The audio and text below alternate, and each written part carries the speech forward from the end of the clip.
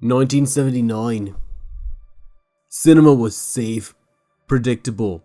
Heroes were obvious, men led, monsters died, women swooned, and no one questioned the natural order of things. Then came Alien. Oh God! A film that on the surface appears to be a simple sci-fi horror story, but underneath hides a deep, unsettling truth. That this is actually woke.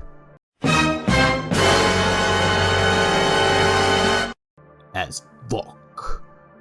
Alien is often labeled as the sci-fi masterpiece, how to do sci-fi right, what a sci-fi horror is capable of, but this is actually the wokest monster in all the galaxy. Well, almost. Might as well jump into it. I'm Jumpon, your drunken raccoon, and this is Alien. Oh, and spoilers ahead, by the way. So this Alien movie started because of this man, Ridley Scott, which I confused for this guy who made the museum, Ripley's Believe It or Not. I'd rather go there and watch a guy do a weird face than watch this shit. He wants to make a sci-fi movie, and honestly, it would have been made if another sci-fi movie didn't come out earlier. Yeah, the only good Star Wars movie was all about the optimism of fighting the Empire, but still had that gritty exterior. This one is more nihilistic and realistic. Where the other one can zip around the galaxy however much they want to, these people have to actually sleep in between trips, and in that way, it is more realistic. Some of the inspirations for this movie, Ridley watched and copied a few other movies into this. The space setting from Star Wars and 2001 A Space Odyssey. The monster a mix of it. No, the other one. The Thing, Dark Star. It honestly borrowed a lot more from Texas Chainsaw Massacre. Anyway, we start out with a long opening. In fact, you could call this a therapeutic sleep aid because it's so boring. It takes over 5 minutes before we get introduced to our characters.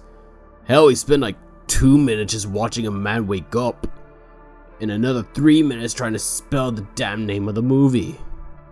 Hell, they don't even have their eyes opened yet. What are you, some kind of baby? When they finally do start to introduce the people on the ship, then Nostromo, Dallas, Lambert, Brett, Kane, Parker, Ash, Ripley, and of course, Jonesy, the damn cat. The casting choice is questionable here, but we will get to it when we get towards the end. So Mother is the ship's AI that for some reason starts heading into the direction of a signal. No one knows why, and I'm mad about it. They are transporting cargo, not rescuing people. Be like Dennis. I'll do it for the money, you little whore. But they go because Mother said so. Typical woman needs to take a detour instead of heading to your destination. Anyway, they get to the planet and try to find the source of the signal, and eventually wander onto the ship they'd never seen, going onto the ship and finding this pilot that's seen better days.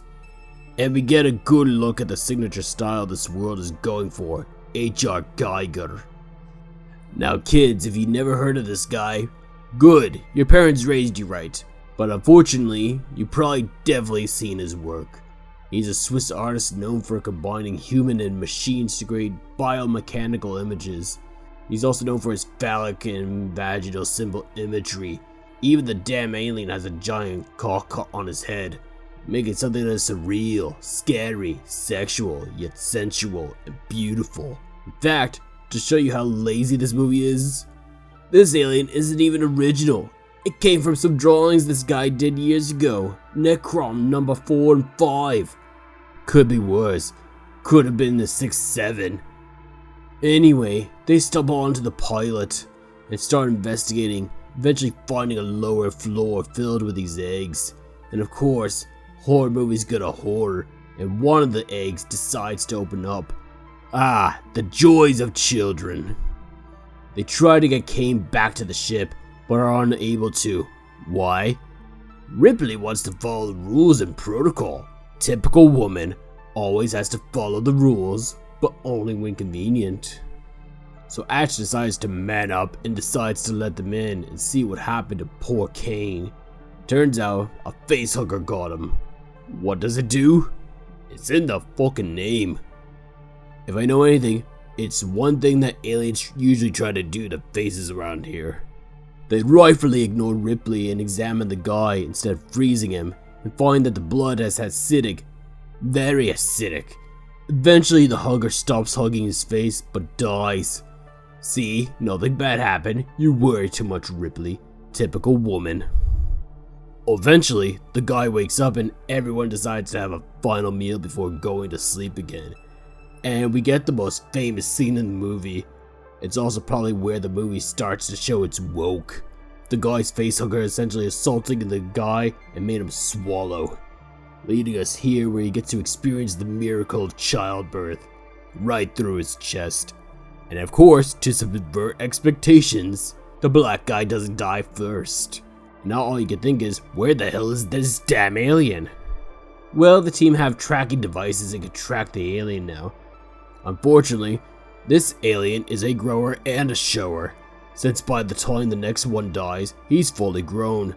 How fast is this thing's life cycle? Does this have a lifespan of a fruit fly? Lives an entire day in one day? Is that why it grew up so fast? It's gonna die in a day? I will say this alien is lucky to have been born with mechanical looking features. It makes it easier to hide in the ship, plus dark corners to help hide whatever mechanical wizardry they are using on this creature. Although I am wondering, why did you not use CGI? I'll tell you why. Lazy. They start devising plans to kill this thing and ask Mother for any alternative plans, and weirdly refuses to answer any questions. Typical woman, always causing the problems, but never giving solutions. I mean, just look at Ripley. She hasn't done anything to stop this thing until the second half of this movie. Why didn't you warn us of this earlier? Huh, Ripley? Unfortunately, between Ripley's incompetence and Mother's non-compliance, Dallas dies. With Dallas dead, Ripley assumes control and tries Dallas's plan again, but not before wondering why Mother is being such a bitch. Apparently, a secret company directive she discovers says that Ash has to return with the alien for study. In another way, this movie shows how woke it is. The company they are working for don't care if they die as long as Ash brings back the alien. Trying to show the capitalist system that will sacrifice its own employees as long as they can make money off their labor and lives. Typical commie bullshit. Maybe if you did better in school, or learned to code, or hell, stop buying all that gourmet coffee you love so much, maybe you wouldn't be here.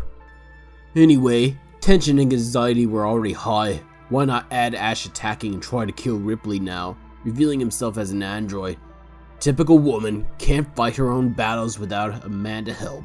I thought you were a strong, independent woman who don't need no man. They kill him, but not quite kill him. At least enough for him to say why they want this alien. The perfect weapon. With only 3 survivors and 1 pussy, they can now try for the escape pod. Might not survive, but it's either might die there or definitely die here. The last third of this movie involves everyone getting supplies, prepping the pod, or trying to find the damn cat. Typical woman, can't leave without her damn cat. Damn crazy cat lady. So because we have to get the cat, these two end up biting it, leaving Ripley in isolation. Alien isolation.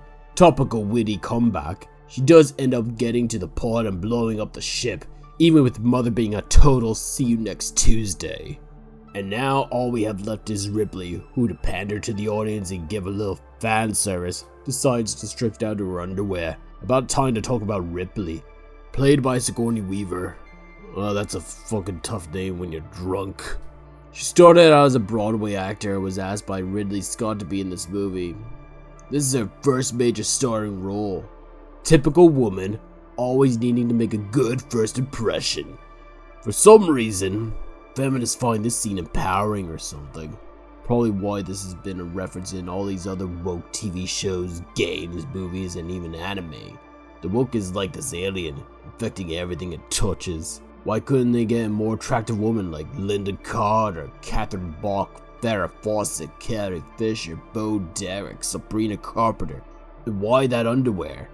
Are there no Victoria's Secrets in the future? Anyway, the alien did manage to sneak aboard, and of course, when there's a giant dick on board and you are in your underwear, you're gonna need protection.